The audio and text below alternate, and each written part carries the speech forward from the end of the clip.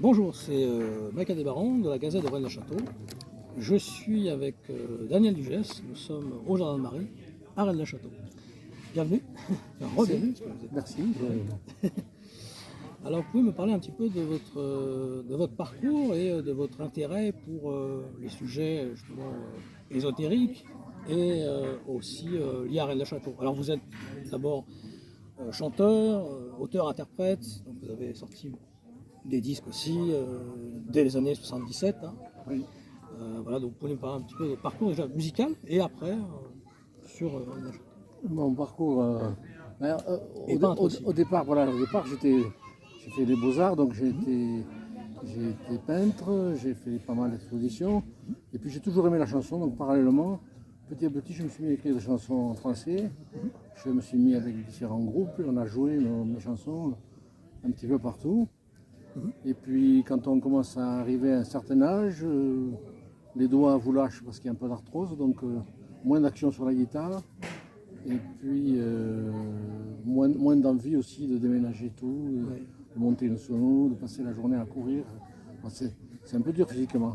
Le premier titre c'était Serra Longa, 77. Enfin, le premier album, on va dire. Mon premier album, c'était Serra Longa, Serra Longo. Serra Longa pour moi. Alors, il faut que l'accent soit respecté, sinon. Oui. Et il y a aussi L'Otan, en 81. L'OTAN, oui. Oui. Et après, bon, L'OTAN, c'est ici, on l'appelle le marin, quoi. C'est ce vent chaud qui rend un peu fou. Il avait la réputation de rendre fou les fous de l'hôpital marchand de Toulouse. ouais. Il les excitait, paraît-il. Oui, il y a un bar. Alors, On dit que c'est un vent qui énerve, c'est vrai, le vent chaud, c'est un vent qui énerve. Et Légende aussi en 1984. Ouais. Voilà. Et après, donc, vous avez été aussi peintre, donc au moins 500 tableaux, peut-être. À peu près, ouais. Ouais. Et j'ai pas vraiment compté, mais c'est dans cet ordre-là, ouais. Et ensuite, vous êtes tourné vers plus les romans. Alors, premier roman qui est introuvable maintenant, c'était Le Temps des Lauriers. Le temps du laurier. Du Laurier, ouais. Il est pas, enfin, sous forme de temps du laurier, il est introuvable.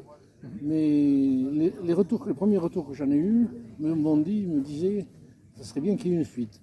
Donc j'ai fait une suite un jour, et mon éditeur de l'époque a regroupé Le Temps du Laurier et la suite, qui s'appelle Le Cousin de Pierre, dans un même volume qui s'appelle Le Nom des Pierres. Ouais, Le Nom des Pierres. Qui parle de Montségur, là.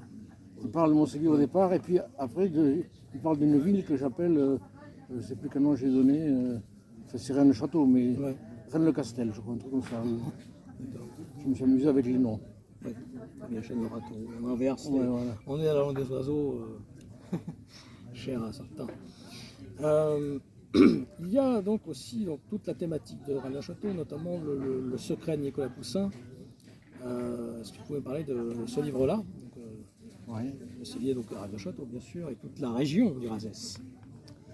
Eh bien, le secret de Nicolas Poussin, c'est un livre que j'ai été amené à écrire en me posant la question pourquoi mélange-t-on un peintre du XVIIe et un curé du XIXe. Il n'y avait pas de raison a priori pour. Comme j'étais professeur d'art plastique et d'histoire de l'art, j'ai fait des recherches sur Poussin, des recherches assez approfondies, parce qu'après j'ai fait des conférences sur Poussin. Ouais. Et je me suis rendu compte que, effectivement, Poussin, contrairement à ce que je pensais au départ, avait fait de la peinture un peu mystique, un peu ésotérique par moment. Et donc, je l'ai relié à une société qui existait à son époque et qui était très connue, qui était l'AA, qui avait comme autre nom la Compagnie des Saint-Sacrements. Enfin, la Compagnie des Saint-Sacrements était une émanation de l'AA. Et donc ces sociétés sont des sociétés paramaçonniques, même si la maçonnerie n'existait pas à cette époque, mais elle ressemblait un peu à ce que sera la maçonnerie plus tard. Donc voilà, donc j'ai écrit longuement sur ce sujet de Nicolas Poussin. Alors, il y a d'autres choses, bien sûr. Il y a l'ABC de RLC aussi, donc toujours lié à Rennes-le-Château. Oui, alors là j'ai participé à cette construction de l'ABC de RLC qui était un truc intéressant, parce qu'on a essayé à quatre d'abord, et puis ensuite avec quelques articles additionnel, on a essayé de retrouver tous les personnages, tous les noms, tout ce qui avait trait à l'affaire de Rennes. Et là, il y a donc aussi un chapitre maçonnique secret aussi. Alors là, on voit justement le diable, Asmodée. Même dans Asmodée, il y a tout un code aussi, secret. Ah ben oui, pour moi, il n'y a pas d'Asmodée. Pour moi, c'est pas Asmodée vraiment. non, c'est pas Asmodée. Pour moi, il y a eu une grosse erreur au départ sur l'affaire de Rennes. C'est que tout le monde a suivi Gérard de Sède, qui a dit, qui a laissé croire que l'église était une piste, était un jeu de piste. Or, c'est faux, l'église est une église, un lieu sacré, et en même temps, un temple maçonnique pour des hauts grades, donc un lieu sacré aussi. C'est-à-dire qu'elle ne transmet pas de message, elle permet à des gens de venir faire des cérémonies dans ce lieu. C'est un objet, j'allais dire inerte, c'est pas le mot exact, c'est un objet qui vit en lui-même. Il n'indique pas de piste, c'est pas la peine d'aller chercher des angles avec les croix et les machins et ça. Ça, c'est des délires de chercheurs. C'est pour ça qu'en disant des choses comme ça, je me suis mis tout le monde à dos. Vous êtes venu donc pour la première fois en 1985. Oui. Et donc c'est une période où 10 ans avant c'était vraiment inconnu. Là ça commence à être connu un peu plus qu'on est avec l'énigme sacrée. Oui. Donc là il y a un peu. Mais ça reste quand même. C'était le tout début. Moi je suis venu un peu par hasard. J'étais dans la jeunesse, j'étais un fanat des châteaux cathares et des cathares. Et donc j'ai amené des amis visiter Quéribus. Et en revenant, au lieu de passer par la vallée de la Glire de l'Aude, là, je suis passé par derrière. Et donc j'ai dit, écoutez, on va passer dans un village. Il y a quelques années, j'entends parler d'un curé qui a trouvé un trésor. Mais c'est tout ce que je savais. Et nous sommes arrivés comme ça, par hasard, dans l'église, à 5 h du soir. L'église était vide. Et la dame, Madame Sauzède, à l'époque, qui s'occupait de l'église, quand elle nous a vu arriver, elle nous a dit, écoutez, vous voulez visiter, je reviens dans un quart d'heure. Et donc elle nous a lâchés dans l'église et on a tout visité. On est rentré dans la pièce secrète, on a essayé de tout comprendre. Et comme mon copain était un spécialiste d'histoire, on s'est posé des questions historiques sur ce monument. Effectivement, il y avait des choses qui n'étaient pas tout à fait à leur place. Et voilà comment l'affaire a commencé. Donc le soir même, je me suis dit, tiens, pourquoi ce curé fait construire une pièce secrète dans sa sacristie? Ça correspond à quoi? Voilà, j'ai posé les questions de cette manière. Et puis après, j'ai continué en m'amusant avec les textes codés, la tombe de la marquise. Choses comme ça, on était tout à fait au début, donc il y avait peu de documents. Il y avait les documents de Gérard de Sède et puis ceux de, je ne sais plus comment il s'appelait, l'auteur des dessins de la tombe de la marquise. Oui. J'ai perdu son nom. Et oui, de Sède a apporté beaucoup de choses, mais en même temps, il y a eu une tromperie en même temps aussi. Ben oui. C'est-à-dire qu'en fait, c'est à double sens. C'est normal qu'il se soit trompé parce que il y avait rien quand il a pris ça. Il y avait Corbeau avait fait quelques recherches, mais c'était pas un historien, c'est très très général. Et lui, il est parti sur des idées qu'il avait déjà après l'énigme de Gisors. Oui. Donc il a fait un peu des mélanges de tout ça et donc il y a des erreurs quoi. Il y a quelques erreurs, mais il y a des choses intéressantes parfois.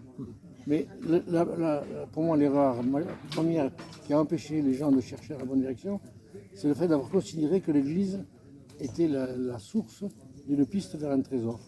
Non, l'Église est un lieu de méditation, un lieu et pour des catholiques et pour des maçons. Et après, quand j'ai étudié la maçonnerie, je me suis rendu compte qu'il y avait une maçonnerie catholique et que Saunière devait appartenir à cette maçonnerie catholique. Bah, il y a tout l'apport de Paul Lecourt, Atlantis, tout ce côté, Huron du Val d'Or. Oui. Donc ça, c'est vrai que c'est un apport important. A-t-il été initié par Paul Lecourt? Ça, c'est une question qu'on pourrait se poser. Mais... Saunière? Non, je parle de Plantard. Plantard. Plantard, il a été maçon 1 an, un truc comme ça. Donc il n'a pas eu le temps d'apprendre grand-chose. 1 an, c'est un tiers de du niveau apprenti. Oui. Mais par contre, il truffait ses textes de signes maçonniques et de références maçonniques. Je ne sais pas par qui il a été initié ou si c'est vraiment initié, mais... Oui, c'est une initiation symbolique, hein, pour le coup. Oui, je pense que c'est symbolique. Ouais. Mais je pense que dans cette histoire, au fond, il a donné des orientations, mais qui ne mènent à rien. On n'a jamais obtenu quelque chose par Plantard. Ce serait un jeu surréaliste de Chérizet. De Sède et Chérizet étaient des surréalistes, Ouais. métaphysiciens. Donc, C'était des surréalistes. Voilà. Et ils ont pu faire des choses pour s'amuser à la manière surréaliste, mais si on analyse les documents qu'a émis Chérizet, il y en a un où il dit « je ne connais rien à la cryptographie ». Et puis après, plus loin, il dit, et après, plus loin, il dit c'est moi qui ai fait le papier qui ai fait les parchemins de Gérard de Sède. C'est impossible. Moi, je me suis initié à la cryptographie. Sérieusement, j'ai traduit le parchemin lettre par lettre, le visionnaire, mot à mot. J'ai vraiment recomposé le tout. Et on ne peut pas faire ça si on ne connaît rien à la cryptographie. Il faut déjà être assez averti. Moi, ça m'a pris plus d'1 an pour arriver à comprendre le visionnaire, le fait qu'il ne se codait pas et qu'il ne se décodait pas pareil.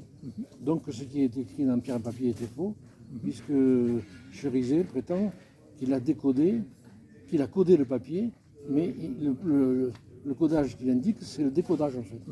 Et le visionnaire n'est pas symétrique. On ne code pas comme on décode. Et là, c'est Jean Chauvet qui est dépositaire pour l'instant de Pierre et Papier. Ah oui.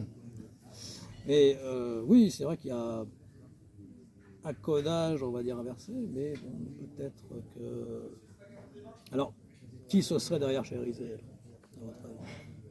Qui ça pourrait être? Derrière Chérizet, il y a l'équipe de Plantard, à mon avis. Mais Chérizet n'a rien fait de positif. Et derrière Plantard? Derrière Plantard non plus, je crois pas. Je crois qu'il a rencontré des gens qui l'ont inspiré comme ça. Il avait envie, je pense qu'il avait un ego démesuré et qu'il avait envie de faire parler, de prétendre qu'on est le descendant des rois de France. Oui. C'est pas bon signe. Hein. Ailleurs, quand on se prend pour Napoléon, on vous met en asile. Quoi. Alors, il y a un autre livre intéressant, c'est Entre la rose et l'équerre. Oui. Est-ce que vous pouvez me parler un peu de ce livre? Alors, Entre la rose et l'équerre, j'ai écrit ce livre au début de mon apparition en maçonnerie, quand j'ai compris que l'église était un truc maçonnique. Mais je me suis trompé dans plusieurs endroits, et en particulier, je me suis trompé de rituel. Donc, quand le livre est sorti, que je me suis rendu compte que je m'étais trompé, j'ai dit il faut que je réécrive un, où je corrige, parce que j'avais dans la rose et l'équerre, j'avais imaginé que le rituel utilisé ici était le R2A, et pas du tout, le R2A est beaucoup moins ancien. En fait, le rituel qui a été utilisé, c'est le rite français, qui naît à l'arrivée de la maçonnerie en France. Alors qui naît sous des formes un peu mélangées, j'allais dire bizarres, parce que chaque loge était libre, chaque loge faisait le rituel qu'elle voulait. Donc il y a un moment où les maçons ont décidé de se réunir et d'écrire 2 livres, le régulateur du maçon et le régulateur du chevalier maçon. Le régulateur du maçon pour les 3 premiers degrés, les loges bleues, et le régulateur du chevalier maçon pour les hauts grades. Et ici, le groupe qui venait, c'était des hauts grades. C'est pour ça que dans l'église, il n'y a pas de symbole maçonnique de grade, des 3 premiers grades. Pas d'équerre, pas de compas, pas de choses comme ça. Ouais. Les hauts grades n'en ont pas. Mais il y avait la Philosie à l'époque à Toulouse. Ouais, je ne vois pas ce que c'est. La Philosie, c'était une association qui a duré un petit moment, qui a disparu sur Toulouse, et donc peut-être une partie des maçons, une partie. Comme on n'est pas très loin de la région toulousaine, on peut apporter certaines choses. Mais bon. Pourquoi pas? Ce qu'on sait, c'est que pour faire un chapitre maçonnique, il faut être très peu, une douzaine à peu près. Donc douzaine, ça représente les gens que Saunière pouvait recevoir dans ses chambres et éventuellement à Cuisa. Et les fameuses fêtes dont on parle, que faisait Saunière et où les gens du village n'étaient pas invités, c'était ces réunions, ces tenues maçonniques de chapitre en fait. Et donc on se rend compte que dans les gens qui faisaient venir, il y avait des personnalités internationales un petit peu. Si c'est vrai que Macanoué est venu, c'en est une, mais on ne sait pas. Elle est venue, mais il y avait un Allemand qui venait, donc c'était quelqu'un. On dit qu'il y en a à Habsbourg. Donc les hauts grades, c'est ça, ce sont des gens c'est une certaine élite à cette époque qui venaient se réunir et qui se réunissent très peu et jamais, spécialement jamais au même endroit, pas toujours au même endroit. Donc on a ici, c'est le cas typique d'un endroit fait pour les recevoir et où ils pouvaient se réunir tranquillement, personne ne les embêtait. Oui, c'est sûr. Et l'apport maçonnique spécifique lié au domaine de la maçonnière ou de l'église. Alors on sait que Alain Ferral a vu certains codes, comme la clé du royaume des morts, je ne sais pas ce que vous en pensez. La clé du royaume des morts, oui. Oui. C'est quoi? Ben, Alain Ferral, je l'ai bien Le connu. dualisme. On Le mangeait, dualisme. on a mangé ici Ouais. tous les soirs pendant un mois ensemble. Il y a aussi des erreurs dans la clé du royaume des morts. Alain Ferral, c'était un poète, il avait beaucoup d'imagination. Et quand il avait besoin d'imaginer quelque chose, il n'hésitait pas à rajouter un petit quelque chose. Mais ceci dit, on lui doit la mesure quand même de toutes les mesures de l'Église et la découverte de la notion d'Église parallèle, qui est effectivement un symbole tout à fait maçonnique, de type maçonnique. Il y a une Église et puis il y a une Église parallèle, il y a autre chose de parallèle à l'Église. Donc c'était quelqu'un d'intéressant, Ferral. Bien sûr.